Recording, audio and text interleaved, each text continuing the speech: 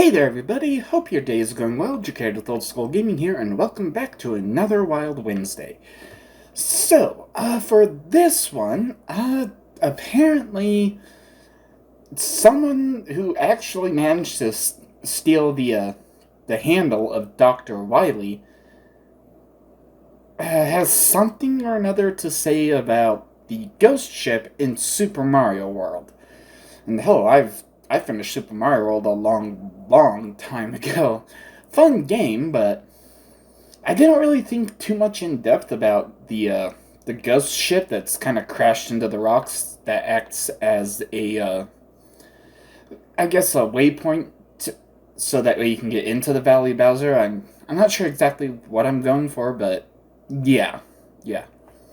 Now, first things first, I do need to cover my own ass, and since I don't have what I need to say memorized, I do need to read it off of a mini bullet point type script. Anyway, so, do not harass anyone I feature in Wild Wednesdays with what I say.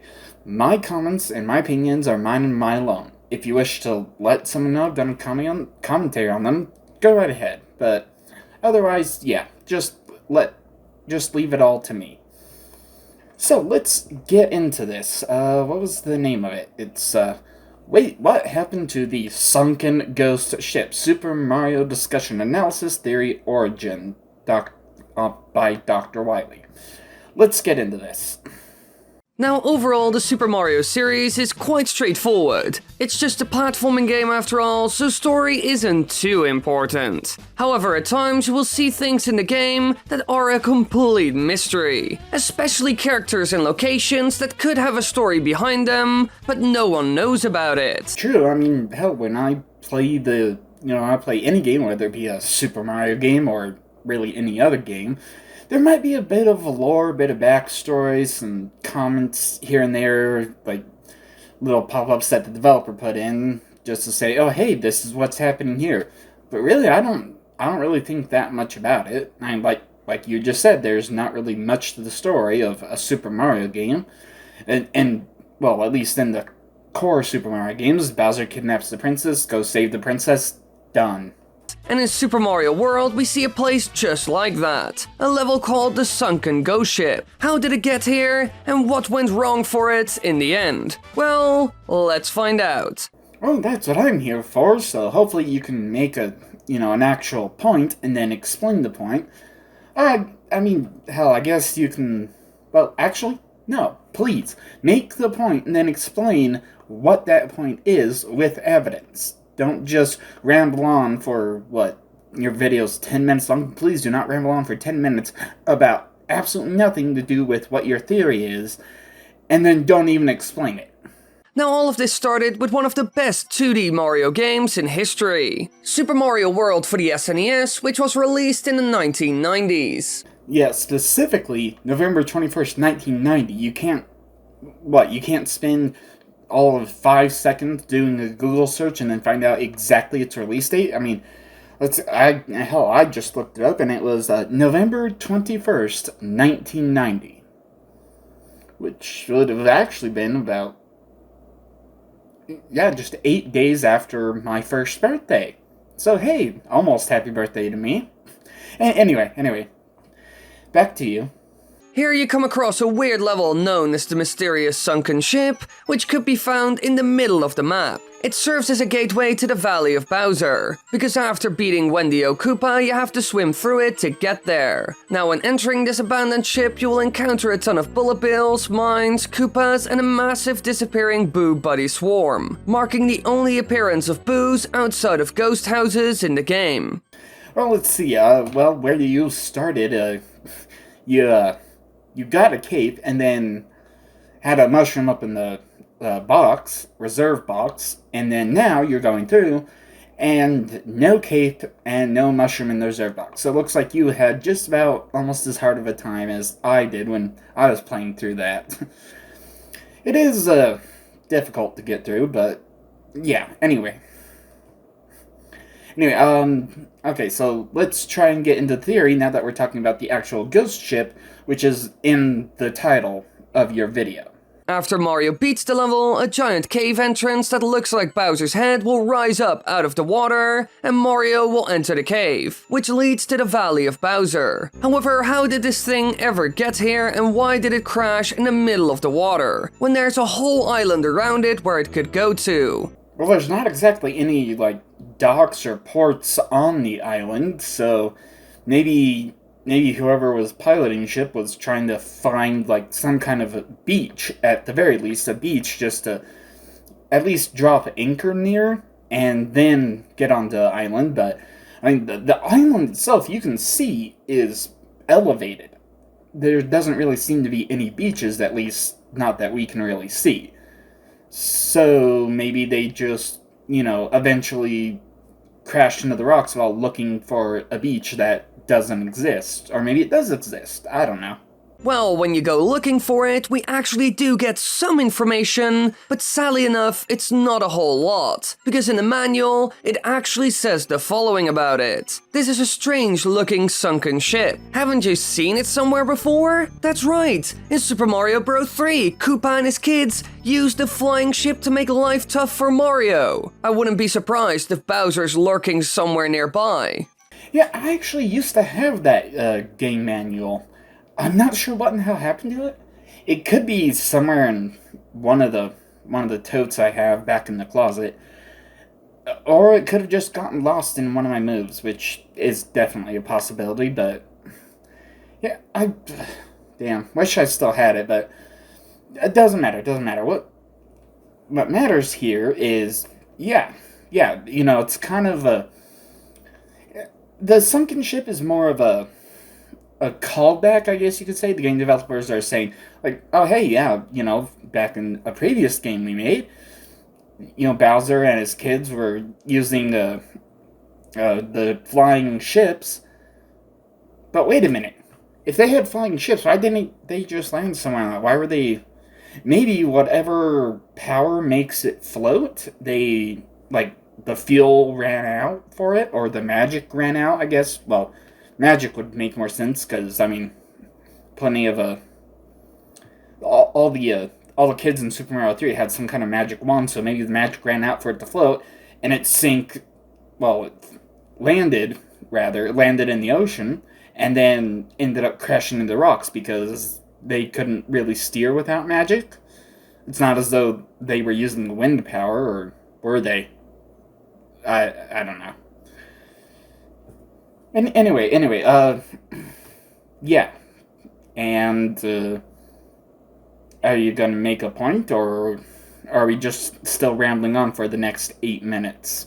So, it is explained in some ways. It's one of those large airships with propellers and burner engines that can soar through the sky.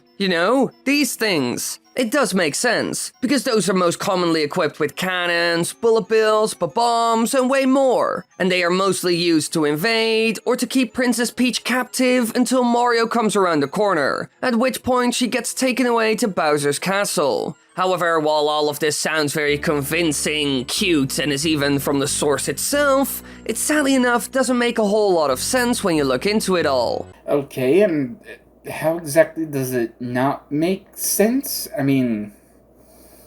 These, as I was saying earlier, maybe the magic ran out and couldn't float anymore, ended up in the water, and then crashed into rocks. That makes plenty of sense to me, but maybe you have a different idea.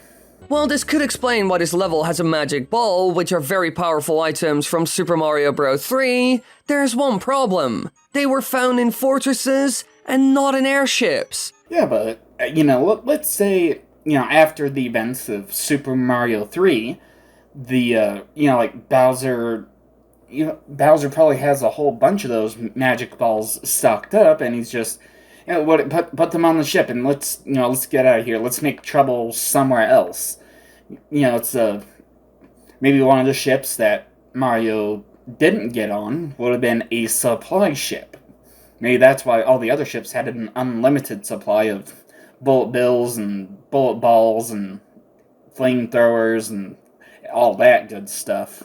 And this is also the only level in Super Mario World that has a magic ball, so there must be more to it. So while that already doesn't make a whole lot of sense, that's only the start of it all. Because in addition, its front does not match any of the Koopaling's airships. To be honest, the whole story that it's just one of the airships from Super Mario Bros. 3 doesn't make a whole lot of sense. And so we have to dig deeper. Because when it comes down to it, there are a couple of options to what could have happened here. Well, I already gave 2 different possible solutions, and honestly, the more I think about it, yeah, maybe it was, maybe the ship that crashes here in the water up against those rocks, maybe that was the supply ship that supplied, all Bowser's children and all Bowser's minions throughout all the different lands of Super Mario 3 with, what they would have needed to try and stop Mario.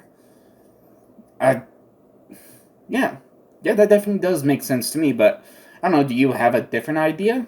Now the first one, which is quite obvious to some, is that they used this airship to make the journey to Dinosaur Island before the events of Super Mario World. Because remember, the Koopa King and his Koopalings came there beforehand to trap Yoshi and his friends in enchanted eggs. They had to eliminate the opposition there as they secretly rebuilt their forces after all. So of course they got there quite early to be ready for Mario, Luigi and Peach. And it could be that this sunken ship is the one they used to go to the island and establish an army there to take it over. So could it be that this one ship is the original one they used to arrive there instead of being from Super Mario Bros. 3? Well, it's certainly possible. We even see troops and supplies there like Koopa Troopas and mines. But there are a couple of things wrong with this idea. Mostly that they would require more supplies than one airship can carry. Unless, of course, that airship is the supply ship for Bowser and his children and his minions. And hell, do they really need some kind of magic supply, or are Bowser and his children just innately magical? Remember, they were taking over an entire island and most likely build a lot of the fortresses on the island as well. So one airship probably wouldn't be enough, making it unlikely that this was their original airship. But there are actually a lot more possibilities. Maybe this wasn't the first one to arrive on the island. No, not at all. But one that was coming later on to bring more troops and supplies. Okay, I think I see where you're going with this. Maybe one airship went in as a scout ship, so to speak. And oh hey, this place would be, a great place to set up another base. And then, eventually get word back to King Bowser and say, oh hey, if you want, you can also take over this place. And then Mario screws up his plans in Super Mario 3 and whatever Bowser was trying to do there, apart from just kidnap the princess. Then, okay, Bowser says, alright, let's take the supply ship and go over there. Nothing more. There are 2 things that could support this possibility. First of all, when you go through the level, you will come across a ton of crates. There are so many, in fact, that we have never ever seen this before. Not even in Super Mario Bros. 3, where they were seen a whole lot more. This already shows that they were the main load of the ship, which must have had a reason. Yeah, maybe a supply ship.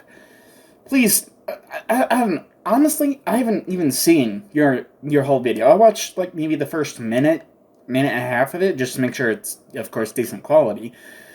But, with the way you're talking, and hell, you even bring up crates, all the crates, there was quite a few, maybe this was a supply ship, and it would be, a supply ship would definitely be a hell of a lot bigger than a scout ship. So yeah, maybe something happened that caused it to fall down and crash into the rocks. And I think it's to make sure that their army had everything they needed in their grand campaign. And it could also explain why it's found there in the water close to the final world, which is my last argument for this option. If it was supposed to deliver supplies, then it could be that the final destination was Bowser's Castle in World 7. Yeah, possibly, and it's possible that, they were, that the ship was maybe the ship was in the water on purpose. But it was, a super foggy morning, they couldn't see where the rocks were. They were supposed to, hit the magic ball to open the pathway to the Valley of Bowser. But then, super foggy morning, they couldn't see the rocks, ended up crashing into them, left that magic ball behind, so thanks to one of Bowser's minions, screw-ups, Mario can get into the Valley of Bowser without Star World and go fight Bowser. But how did it crash in the end? Well, there are two options in this scenario. First of all, an accident. You can see that the area where it crashed is pretty dangerous. Around the mouth that leads to the Valley of Bowser, we see a ton of stone pillars in a circle, and it could be that they have a purpose, to keep enemies away from their main base. It's quite dangerous to fly past those or sail around them after all, making them great at stopping anything from coming in. And it could be that even the Koopa Troopa forces had problems with this at times, and so even one of their own ships crashed thanks to them. All of this would explain what it was doing, why it was even there in the first place, and how it met its end. Yeah, that definitely is a good point. I mean, you had a different way of explaining it than I did, but, we essentially both came to the same conclusion. It was an accident, and, yeah, it's just there now. But I don't really see a second option. Well, I mean, apparently you do, so let's hear it. Now, while this sounds like a solid option, there are a number of arguments that just can't be confirmed, sadly enough. For example, we don't know if the stone pillars surrounding the gateway to World 7 are high enough to be a problem for an airship, and we also don't know if it was even making a trip to the Valley of Bowser. Well, on your second point, yeah, we don't really know. I mean, it's not as though, Mario goes into the captain's cabin and reads the log to say, like, oh, hey, this is what we're doing, this is where we're going. So, yeah, who knows if they were actually heading to Bowser's castle. But if they were, I mean, when that mouth opens, it doesn't really open super, super duper wide. It's kind of like the lion cave, the Cave of Wonders. Yeah, I just saw it a little while ago from Aladdin. Yeah, the Cave of Wonders mouth. It kind of opens like that. Not very big, but then again, I mean, we're talking about a 16-bit system. Size is kind of not relative. Who knows how big that mouth is? Maybe the flying airship would need to be into the water to get into the mouth that leads to the Valley of Bowser. Or maybe not. And anyway, you said a second possibility for why the airship has crashed into the rocks there. So, okay, let's hopefully hear that in the next 4 minutes. So while it's possible, we don't have a whole lot of confirmation. Now, while the stone pillars are a very viable option, something else could have also happened. Maybe they were attacked by someone. There are a bunch of other species and tribes living on Dinosaur Island after all. So maybe some of them didn't want the Koopa Troopas and their mighty airship to be anywhere near them. And so they attacked it in the end and took it down. That is kind of interesting. I mean, although those rhino dinos are... I think they were rhino dinos, and the little one was a dino torch. I don't know, it's been so long since I played the game, I totally forget what in the hell those things are called. I think I'm on the right page. And honestly, I don't really want to look it up right now. It'll take a little while. But the big ones didn't really shoot fire? At least not at Mario. I mean, the little ones definitely, shot fire. Well, they stood still, shot fire straight up into the air. Yeah, and there does seem to be a good deal of enemies that are, well, at least brand new to this iteration of the Super Mario franchise. Interesting. And who knows? Maybe you're right. Maybe they did attack the airship, but I don't know. An airship that is floating through the air, protected by magic, and has a bunch of guns and cannons. Could the animal inhabitants of Dinosaur Island really do something bad? Well, maybe the Yoshis did. Maybe that's why Bowser and his kids trapped Yoshi inside the eggs. Maybe that's what's going on. ending up somewhere at the bottom of the water, forgotten and lost. Although we will get back to this later on in the video, because I have more to say about it. Now I have one last option for all of this that would actually explain a whole lot. And the scenario would be very different from what I just mentioned. It would have happened a long time ago, instead of right before the events of Super Mario World. Because it could also be that the booklet is right, and that this ship is from the events seen in Super Mario Bros. 3. But it's not from one of the Koopalings. Because during that game, the Mushroom Kingdom was a very peaceful place, thanks to the brave deeds of Mario and Luigi. But Bowser sent his 7 children to make mischief as they please in the normally peaceful mushroom world around the kingdom. They would steal royal magic wands from each country, and use them to turn their kings into animals. They were basically going from place to place, taking over and creating chaos. Apparently going to every country of the entire world. Now in the end, Mario must recover the royal magic wands from Bowser's 7 kids to return the kings to their true forms. And if they would truly go to all the places in the Mushroom World, then Dinosaur Island would also fall under this. Well, I mean, it's definitely possible. I mean, you know, plenty of Koopas have wings, and who's to say that, you know, maybe there aren't, you know... I mean, hell, there's even, like, the shellless Koopas that you start to encounter in the Donut Plains, and they are, you know, plenty of them are flying around. There's, you know, a good handful, you know, wandering around, but, I mean, hell, you know, like, if, you know, Koopas don't originally have shells, they get the shells and then they're able to, start walking around instead of crawling on all fours, then, yeah, maybe there are, you know, a certain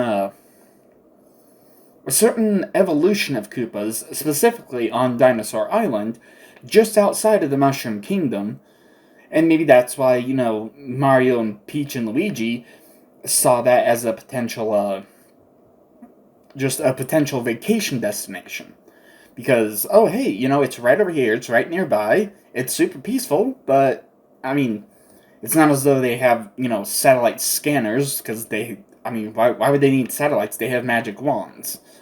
So, yeah, they can't see that, oh wait, no, there's one of Bowser's ships crashed over here, what's going on? They don't know, they actually just, you know, like, get into Yoshi's Island. As part of Dinosaur Island. That's where they go, and then, oh, whoops, Peach is missing. Oh, looks like Bowser is at it again. But we have never seen Mario go there at all to reverse any damages done by Bowser's forces. And that could be because they never made it. Maybe the ship was traveling to the island long before Mario even thought of going there to have a little vacation. But in the end, it crashed and wasn't really able to take over the island. Well, yeah, I mean, as I was saying myself earlier, maybe, just maybe, there was, you know, originally a scout ship sent over there, and then maybe because of all the crates, that's a supply ship that wasn't used in Super Mario 3, because, I mean, well, why are you going to send the supply ship into the front lines of battle? No, you're going to keep that at the back to supply troops at the back, and then send the troops to the front lines. This would explain why Mario didn't go there during Super Mario Bros. 3. Another thing that would make sense all of a sudden is all the ghosts found there. They would have more than enough time to settle in, and I bet some were also fallen Koopas turned into ghosts. Huh, that is interesting, because, I mean, like, where do ghosts go? To abandoned places that have been abandoned for a very long time. So, yeah, maybe this particular ship, maybe... during the events of Super Mario 3, instead of having the supply ship, or having... maybe there was multiple supply ships, because, I mean, Bowser's gotta have a backup plan, a plan B in case, you know, plan A doesn't go right. Maybe plan B was like, hey, you know, like, have a fallback point at Dinosaur Island, and send supplies there, just in case things don't go right here. You know, hope for the best, but be prepared for the worst. And in Super Mario Bros. 3, we also saw the magic balls, which are also on this ship. So the more you think about it, the more it starts to make sense. Now this doesn't explain why it crashed though, but it could still be that the stone pillars were at fault here. But another option is that the Yoshis found on the island attacked it, and so it ended up crashing. This was the first time the Koopa Troopas went there with an airship after all. However, it could also be that another type of creature or tribe that's more aggressive than the Yoshis attacked them. They're quite passive after all. Now I'm not sure who this could have been, but there are quite a lot of different creatures on the island after all. Yeah, but apart from Yoshi, I can't really think of any creatures that would have like the range, at the very least, the range to attack one of Bowser's ships. So yeah, I'm leaning more towards Yoshi, and that's why Bowser trapped Yoshi and his friends in the eggs. And even still, the Yoshis know about the Koopa Troopa from the events seen in Yoshi's Island games, where they also fought against them. So maybe they did the same this time. Hey, little side note, there are more videos and playlists in the upper right corner so you can watch more. And also subscribe and click the bell button. Thank you! Now let's continue. One way they could have possibly taken down this machine of war is by throwing their eggs. In the game Yoshi's Island, we see that by swallowing an enemy, Yoshis can lay eggs, which they can carry with them. And using those, they can take out enemies by throwing them at their foes, which even works with big and powerful bosses. So maybe they used this attack to take down the airship when it flew over, and in the end it crashed in the waters around the gateway to Bowser's Valley. It's an option, but we can't be sure about it. Well, out of everything you said, and how everything you're theorizing, and what I'm kind of theorizing as well, that definitely makes the most sense. Just, Yoshi eggs just boom, boom, boom. And since, when the Yoshis swallow enemies and then instantly lay an eggs, that's definitely something magical. So maybe that's how they got past the magical defenses of one of Bowser's airships. But anyway, you got less than a minute to go, so hooray, let's get this over with.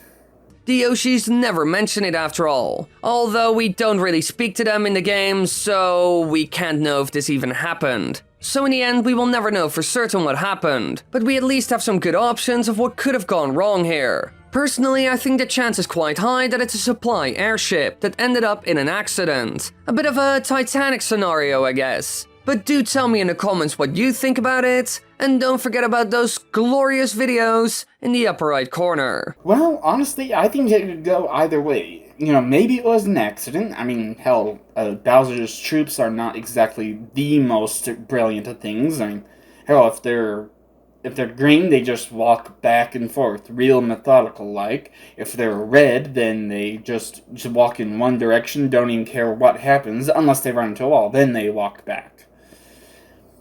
But, yeah, it could be an accident, or it could be that the Yoshis attacked them. Maybe even with the help of some of the other creatures on Dinosaur Island. And hell, you made your point, and you supported it with evidence, and, you didn't just use Super Mario World, you also used other games as well. So, hell, well done on that, DrWily. Thank you for something that's not frustrating, and you didn't ramble on for 20 minutes about absolutely nothing that has to do with your theory. And yeah, I am definitely over-exaggerating. Okay, well, that's the end of his video, and hell, it was definitely less frustrating, and like I said, you at least, made your point and then explained your points with evidence. Anyway, once again, do not harass DrWily here with what I've said in this Wild Wednesday. My comments, my opinions are mine and mine alone. You can talk about whatever you want down in the comments section, whether it be something DrWily said, or what I said, or maybe just random whatever. Doesn't matter. You can talk about whatever you want. Hell, you can even let DrWily know that I've done a commentary. But do not harass him with anything that I've said. Let me be the only one to take the heat for what I've said. So, and if you have any ideas for a future Wild Wednesday, put it in the comment section below. I'll give it a review and possibly do a commentary on it sometime in the future. So, thank you all so much for watching. Don't forget to smash that like button, subscribe if you haven't, hit that bell so you can always be notified whenever I upload another video. And of course, have fun.